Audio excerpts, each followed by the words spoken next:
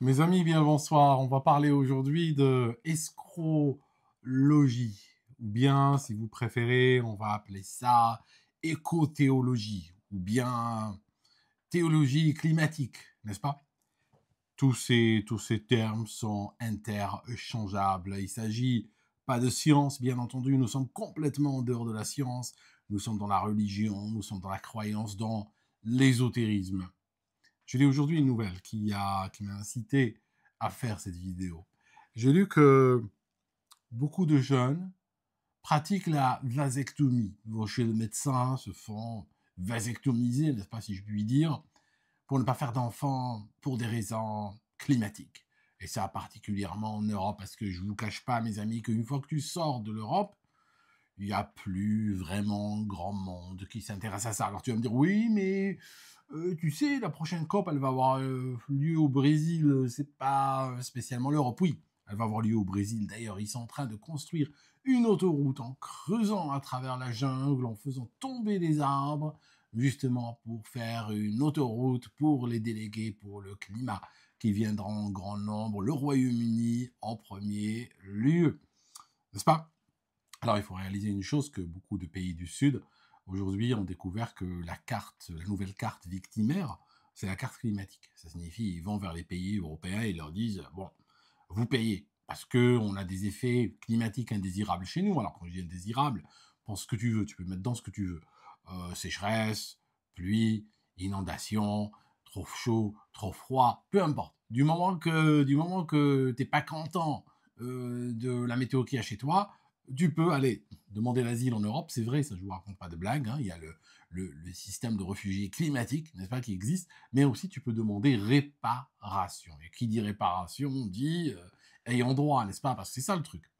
Maintenant, je vais vous raconter un scandale absolument inimaginable qui a frappé au Royaume-Uni. Alors, il y a un journaliste qui s'appelle Monsieur Sanders qui a été contacté le Met Office. Le Met Office, c'est l'agence qui dépend de l'État britannique, elle est plus ou moins indépendante, mais bon, elle a été fondée par l'État britannique, qui justement mesure les températures, mesure le vent, mesure plein de choses, et fournit ces données à l'État britannique, à l'administration, pour décision, n'est-ce pas?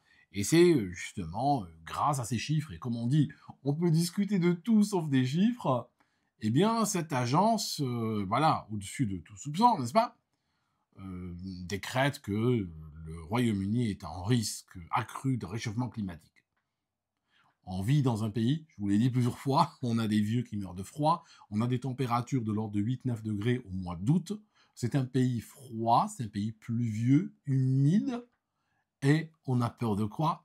On a peur de devenir une nouvelle Arabie Saoudite, ce qui va jamais arriver de notre vivant. Alors, maintenant je vous raconte une histoire. Monsieur Sanders, en contactant les, euh, le Met Office, en demandant des informations sur les thermomètres, parce qu'ils disent, voilà, les températures augmentent. Bon, lui, il les prend au mot. Température augmente, avant que j'aille faire une vasectomie, n'est-ce pas?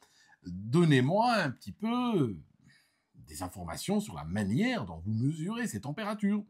Voilà, ils ont 300, on va faire des chiffres ronds, ils ont en réalité 302 stations de mesure de température à travers le pays. Et ces stations-là sont connectées et donc envoient l'information de température à leur serveur et c'est comme ça que c'est mesuré. C'est entré dans une base de données, dans un Excel et tout, et tout, et tout. Maintenant, grâce à cette demande, ils découvrent une chose. Que sur les 302 stations, il y en a 103 qui n'existent pas. Qui n'existent pas. Soit elles n'ont jamais existé, soit elles ont eu existé, mais voilà, elles sont fermées. Genre une station qui a été fermée en 1996, mais jusqu'en 2025 continue à fournir des températures. Voilà, c'est une station fantôme. Et comme ça, juste, tu arrives sur l'Excel, les températures surgissent par le truchement du Saint-Esprit. C'est pour ça que je t'ai dit, nous sommes réellement dans la théologie climatique. Alors, maintenant, il a découvert que certaines stations, par exemple, genre la station existe depuis 2005, sauf que dans les tableaux Excel, elle fournit des températures depuis 1959. Donc, elle fournissait des températures avant même d'avoir existé. Mais en tout cas, il a dit, mais alors vous faites comment pour donner les températures de 103 stations qui n'existent pas? Ils ont dit, bah, nous avons un algorithme, nous faisons des interpolations, genre, tu vois, tu me donnes la température à Lyon, et puis après tu me donnes la température à Marseille, je peux deviner la température à Grenoble. Ce qui est complètement une aberration. Mais voilà, 103 stations n'existent pas, et les températures sont complètement fabriquées par leur maurice. Donc c'est avant, justement, tu sais, moi je suis pas malthusien, tu me connais, mais j'aimerais dire, avant d'aller procéder à la dite vasectomie, quand même, vérifie, quoi. Parce que là, tu vas juste te mutiler pour rien. Alors, sur les thermomètres qui restent, donc on a dit qu'on a déjà éliminé 103, on a éliminé le tiers, il reste 199. Eh bien, sur les 199, figurez-vous qu'il y a ce qu'on appelle un classement de la précision du thermomètre. Ça signifie que chaque thermomètre est muni donc d'une marge d'erreur, qui fait qu'on va le classer. Il y a classe 1, 2, 3, 4, 5. Et les classes 4 et 5 sont généralement ce qu'on appelle du junk, de la poubelle. Ça signifie que c'est des thermomètres qui sont complètement imprécis, de sorte qu'ils sont impropres à l'utilisation. D'après même les critères du Met Office et d'organisations similaires. Et bien, figurez-vous que sur les 199 qui restent, mettons 200 qui restent, eh bien, il y avait 160 dont les valeurs étaient du junk, de la poubelle. Ça veut dire qu'ils font des erreurs au-delà de plus ou moins 5 degrés.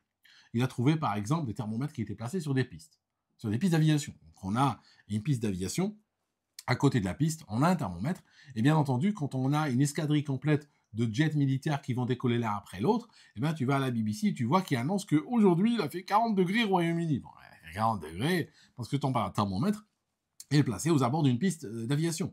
Ils ont trouvé des thermomètres, parce que le gars, il a été les visiter, parce que l'information est disponible. Le mec, il a pris une voiture, voilà, si je savais qu'il faisait ça, j'aurais participé à payer son essence. Je veux dire, c'est quand même un travail salutaire qu'il a fait, M. Sanders.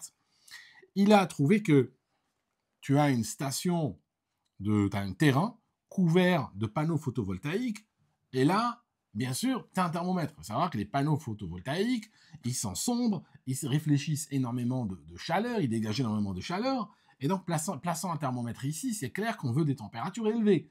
Et donc, ces températures permettent, d'un côté, sont fournies à l'État britannique, et d'un autre côté, elles sont fournies à des instances internationales qui vont rentrer après dans un pool de température mondiale permettant de dire, voilà, nous sommes en train d'atteindre des records. Bon, moi je peux tout à fait mettre le thermomètre dans un four à pizza et puis te dire qu'il fait 200 degrés, voilà. Après, donne-moi de l'argent, je veux percevoir un émolument, moi aussi. Je veux dire, c'est de la folie complète. Et ce qu'on est en train de faire, sur la base, justement, sur la base de ces températures, on est en train de prendre des décisions qui sont graves sur le plan civilisationnel. Il n'y a jamais eu un référendum parce que quand une décision est grave, quand une décision est sérieuse, qu'elle va impacter les gens de manière profonde, de manière irréversible, qu'elle va les impacter sur des générations, qu'il y aura un avant et un après, la moindre des choses, c'est qu'elle doit être débattue librement et votée. Or, il n'y a pas eu ça. C'est une décision prise en catimini que nous, on veut ce qu'on appelle le net zéro. Il faut savoir une chose, que ces décisions vont formater et vont changer notre société. Ce pas des décisions juste prises comme ça, qui ont un effet latéral, un type qui empoche un peu d'argent auquel il n'a pas droit. Non, c'est beaucoup plus profond. C'est des décisions qui nous changent en tant que civilisation. Or, le net zéro qu'on est en train de pratiquer au Royaume-Uni, vers lequel nous sommes en train d'aller glorieusement, qui est, même avant l'Ukraine, qui est vraiment notre plus fort engagement civilisationnel, exige la destruction de l'économie britannique. D'ailleurs, vous regardez, elle est en train d'être détruite. Les créateurs d'emplois sont en train de partir, les entrepreneurs sont en train de partir, les entreprises sont en train de fermer, les capitaux sont en train de partir ailleurs. Même les États-Unis ont demandé leur or à la Banque d'Angleterre. On est en train, derrière la participation, pourquoi je vous dis ça nous définit en tant que civilisation, même la participation à la guerre avec la Russie et tout l'effort pour saboter les négociations de paix et la décision de Starmer d'envoyer des militaires là-bas, tout ça, pourquoi? C'est pour nous engager dans une guerre qui accélérera la chute de l'économie britannique, pour qu'on puisse atteindre le net zéro. Parce que, bien entendu, ils veulent l'atteindre.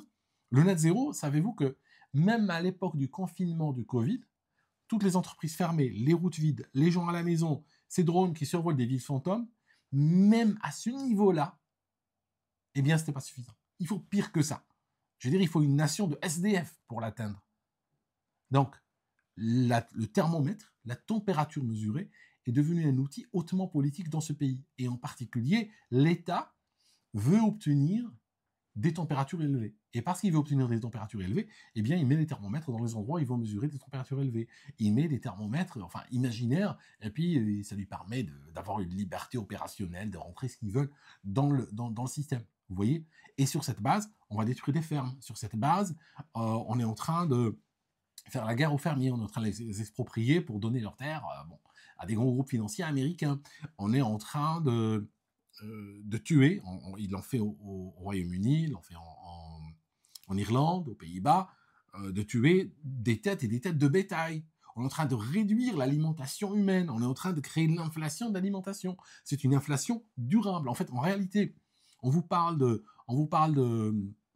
durabilité, tout ça, mais la seule chose de durable, c'est le déclassement. La seule chose de durable qui va venir, c'est l'inflation. La seule chose de durable, c'est le déclassement permanent. C'est ça le truc. Il n'y a pas de retour en arrière. Je peux vous dire un truc. Il n'y a pas de joker, il n'y a pas de révolution industrielle à l'horizon qui viendra sauver l'Europe une fois que l'Europe reviendra au niveau de vie qu'elle avait au Moyen-Âge. Une fois que des millions de gens vivront pieds nus, et puis il y aura juste quelques élites comme ça qui vivront dans des châteaux avec des caméras et des barbelés. Il n'y aura pas de nouvelle révolution industrielle pour qu'on puisse dire voilà, on a rebondi, on va revenir. C'est juste un choix one way. Maintenant, dernière chose pour finir. Donc, je parle de thermomètre et tout dans ce livre. D'ailleurs, je vais peut-être écrire une version 2.0 parce que c'est incroyable. Les professionnels du métier qui m'envoient des messages, qui me contactent, qui me donnent des informations et tout, c'est juste horrifiant. Je vous donne une pour la route. Pour la route, savez-vous qu'au Royaume-Uni, on a déjà donné plus de 2 milliards d'euros aux opérateurs d'éoliennes pour qu'ils ne produisent pas d'électricité. Vous avez bien entendu.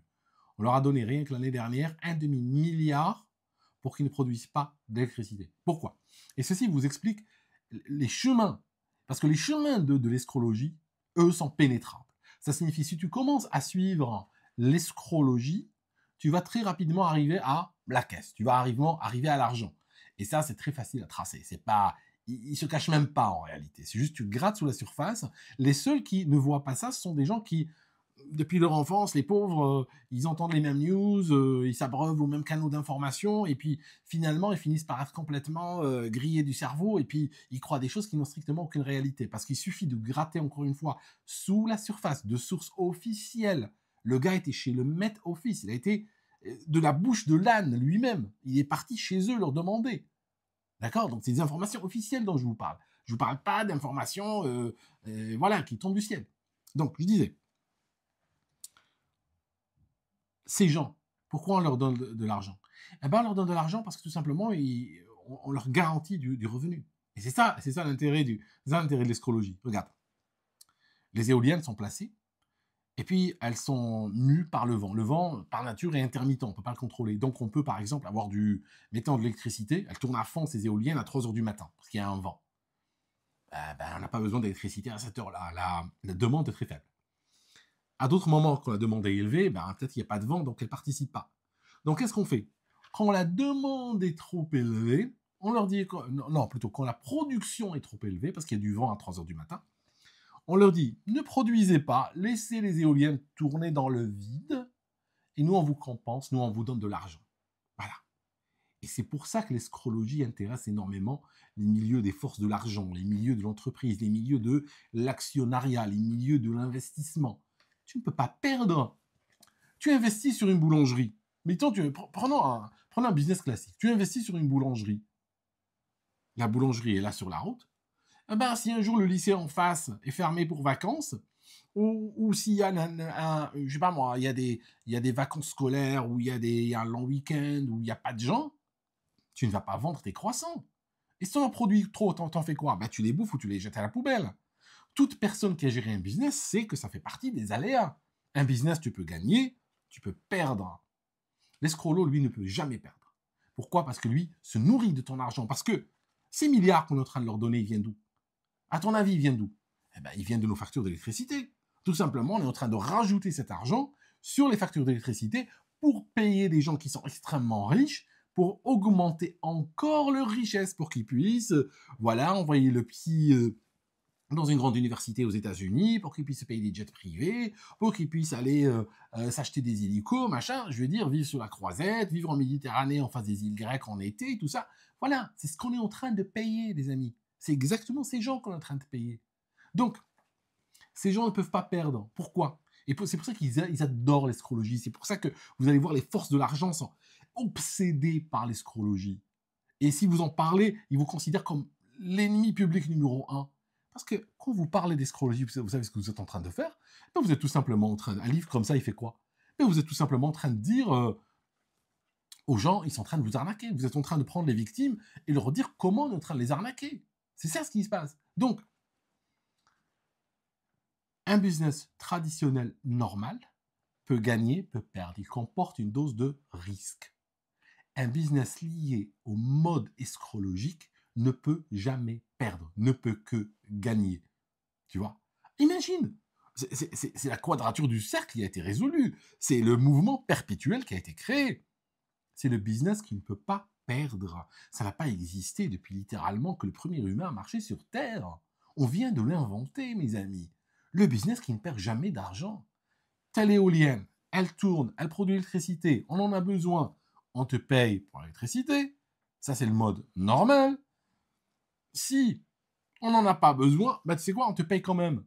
Je veux dire, je me demande même pourquoi on a salopé littéralement le paysage pour construire ces éoliennes. Ce qu'on aurait pu faire, tout simplement, c'est ces gars, ils restent à la maison, puis on leur donne de l'argent, tout simplement. Rajouter sur nos factures de l'argent, et puis prélèvement, appelez-le prélèvement, voilà, pour ces gens-là, et on leur donne pour le style de vie, prélèvement de style de vie.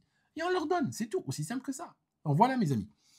Donc, je voulais juste attirer votre attention sur ça, parce qu'on peut vous embobiner avec les chiffres. Attention, on peut embobiner avec les chiffres, parce que quand on vous donne un chiffre, dites, ah oui, moi, si c'est un chiffre... voilà, c'est comme ça, on n'y peut rien. Non. Demandez d'où ils viennent, comment ils ont été mesurés, dans quelles circonstances. Parce qu'on peut effectivement vous entuber sur les chiffres, on peut mentir sur les chiffres, comme le fait le Met Office britannique depuis des années et des années. Voilà, le livre, vous le trouvez sur Amazon, c'est un best-seller sur Amazon, ce livre-là, parce que tout simplement, les gens veulent savoir. Je vous promets une version 2.0 d'ici un certain temps. À très bientôt, mes amis.